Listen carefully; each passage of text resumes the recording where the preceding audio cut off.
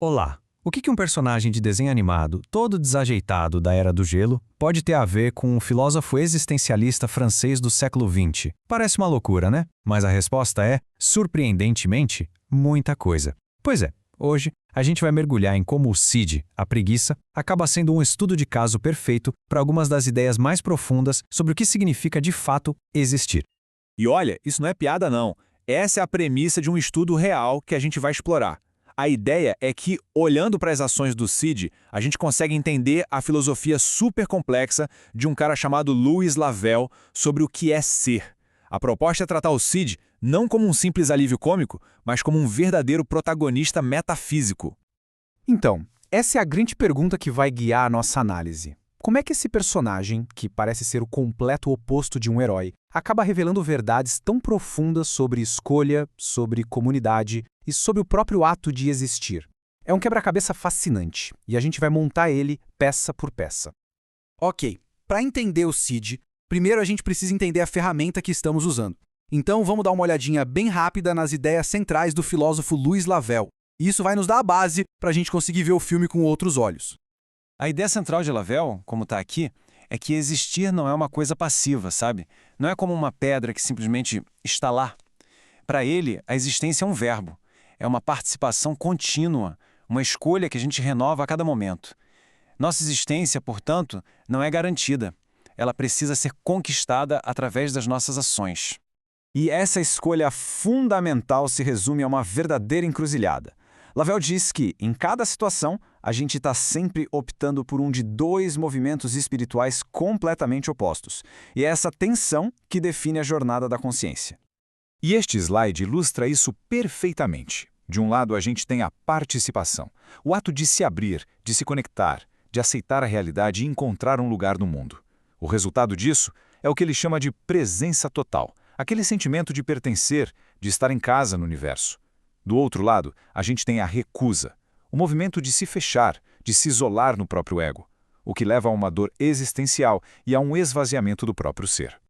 Certo. Com essa base filosófica em mente, vamos voltar para a Era do Gelo. Agora a gente vai aplicar essas ideias diretamente na jornada do Cid e ver como a história dele se encaixa como uma luva nesse modelo. Logo no comecinho do filme a gente encontra o Cid no fundo do poço. E não foi um descuido, sabe? Foi uma rejeição ativa. A família o deixou para trás de propósito.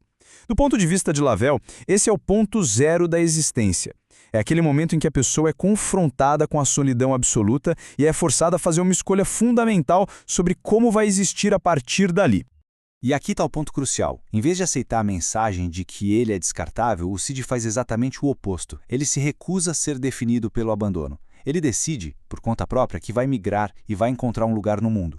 Este é o seu primeiro e mais importante ato de participação. Ele escolhe a conexão em vez do isolamento.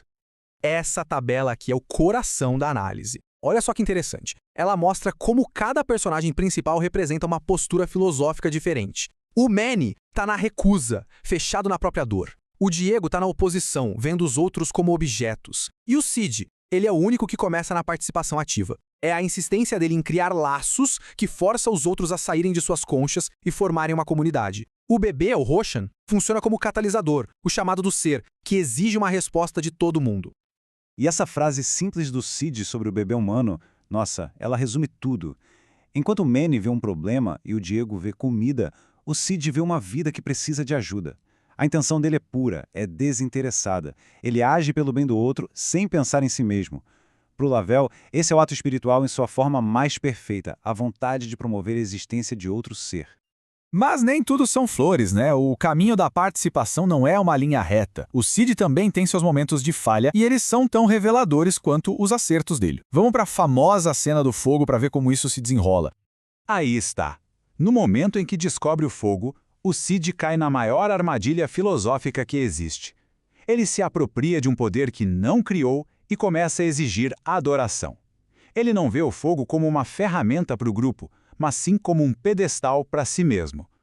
Na filosofia de Lavelle, isso é a armadilha do ego levada ao extremo. Ele chama isso de amor próprio, que é basicamente o momento em que o indivíduo se coloca no centro do universo, acreditando que é a fonte do próprio poder.